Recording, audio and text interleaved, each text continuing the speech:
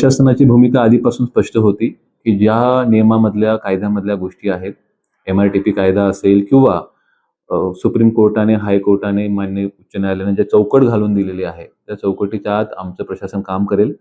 आम्ही त्यांना आधी नोटीस दिली होती, त्याच्यानंतर फेर नोटीस द्यायला लावली, सुनावणी घेतली आणि सुनावणीचा कालचा दिवस शेवटचा होता. त्याच्यानंतर आज आम्ही 3 पथकं लावून गांधीनगरच्या विविध भागांमध्ये, ज्या भागांमध्ये कोर्टाकडून 25 जूनची त्यांना मुभा नाही मिळालेली आहे, अशी जवळपास 13 कमर्शियल ठिकाण 204 पैकी आज निष्कासित केलेले आहे. बाकीच्या बाबतीमध्ये 25 जूनला जेव्हा माननीय उच्च न्यायालयाचा निर्णय लागेल, त्याच्यानंतर पुढील कारवाई प्रशासन करेल. मी आपल्यामार्फत सर्व नागरिकांना एवढंच सांगतो, की प्रशासन हे आपलं काम नियमानुसार करेल. कृपया कुठलंही बांधकाम बिना महानगरपालिकेच्या परवानगीने करू नका आणि असं जर बांधकाम नोटीस आलं, तर भविष्यात पूर्ण शहरात अशी मोठी कारवाई करण्यात येणार आहे. धन्यवाद.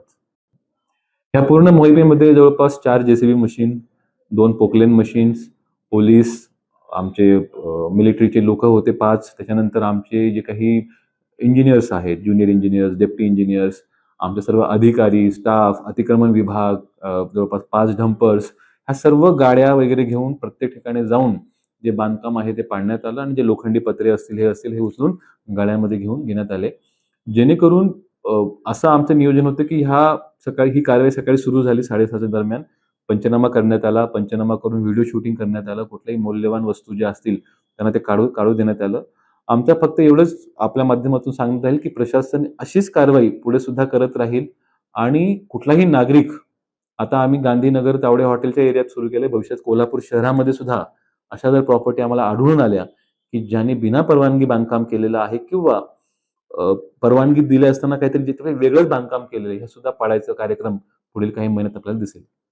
पहिली गोष्ट, आजची जी कारवाई झाली जवळपास 13 ठिकाणी हे कमर्शियल प्रॉपर्टीज पाडण्यात आलेल्या आहेत.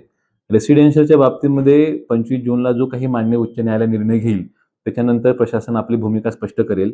माझी फक्त आव्हान एवढंच राहील, की तुम्हाला स्वतःचं घर बांधायचं असेल किंवा कमर्शियल कॉम्प्लेक्स असेल, जे काही बांधकाम महापालिकेच्या हद्दीमध्ये होईल ते नियमानुसार एम-आर-टी-पी कायदा, नुसार परवानगी घ्या, रिसर लेआउट घ्या. त्याचे ज्या काही एन-ओ-सीज आहेत, फायरच्या एन-ओ-सी असतील, ड्रेनेज, वॉटर पाईपलाईन, हे सर्व गोष्टींची एन-ओ-सी मिळून आम्ही लवकरात लवकर परवानग्या कशा मिळतील हे घ्या. फक्त महानगरपालिकेचा कर बुडवायचा म्हणून जर आपण बांधकाम बिना परवानगी करत असाल, तर ते बांधकाम पाडल्याशिवाय महापालिका गप्प बसणार नाही.